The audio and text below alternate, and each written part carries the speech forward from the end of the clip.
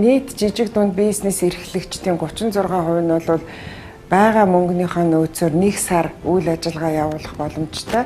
Харин 31% нь бол огт мөнгө байхгүй байдалд бол орсон. Өөрөөр хэлбэл 77 бараг 80% нь бол энэ мөнгөний нөөцгүй болж, эргэлтийн хөрөнгийн нөөцгүй болж ийм хүнд байдалд бол орсон. Засгийн газраас зарласан нэг арга хэмжээ нь юу байсан бэ гэхээр 2021 оны 7 сарын 1 хүртэл үндсэн төлбөрөөр битгий төлөө, тийм ээ.